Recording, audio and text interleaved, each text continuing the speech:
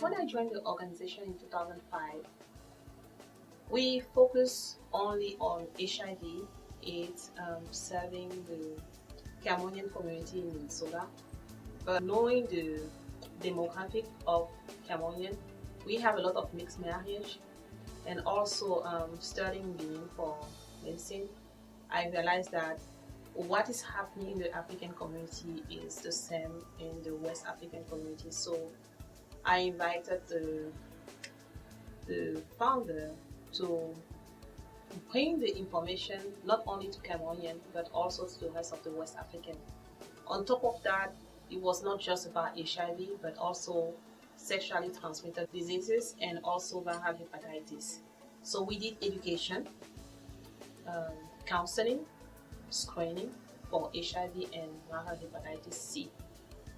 Few years down, after a community need assessment done in 2008, we realized that it was really important to involve the community in every step that we were doing. So we encouraged a lot of feedbacks, participation from community leaders, community members, key stakeholders in our community, and we moved from providing services to African high-risk heterosexual adults to also serving youth. So we launched the first youth activity at the end of 2006 with the holiday event. The holiday event was for us to bring to our door people were not able to reach in a regular situation. So we give them toys for the kids, we donate toys to kids, but we also encourage conversation among parents and kids. I remember that year we started with 50 toys, and last year we were able to donate 1,000 toys. So it's a tremendous move, but also that has brought a lot of impact and increased our visibility in the community. The second innovation that happened in this organization was to implement the DEBI intervention, diffuse effective behavior intervention, that is the Real Aid Prevention Project. This is a community level intervention that has 5 core elements and is involving the community as a whole to address the issue of HIV, sexually transmitted disease, and viral hepatitis. Preventative control of the health is made in a way that we, IO, put men together. Then I talk about how they can prevent their health from, these diseases which are very common outside here. Now, I go out, make arrangements with the group of men between 15 to 20. We sit down, and then we start talking about how can we prevent these diseases like HIV and AIDS. Now, in maintaining control of the health, majorly we focus on preventing AIDS and process cancer, and these are the sexually transmitted diseases. Now they invite me as a woman to show them how to properly use condom, and I can see how far they move from stage of contemplation to ready to use, and some even to maintenance. That means they are using, they cannot have sex without using condom. Basically, we serve all African migrants. They are from East, West, Central, North, and South that are in Minnesota. We have all the skills, we have all the trust, and when we are doing the programs, our people have come there and said, what we say is what we do. There was a big problem with stigma.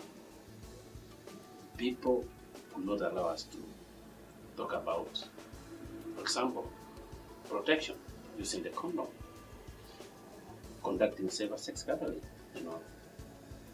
But now, because of, again, the way we were creative, because we worked with the various business centers, like garages, shopping centers, braiding, shops where women does the braiding.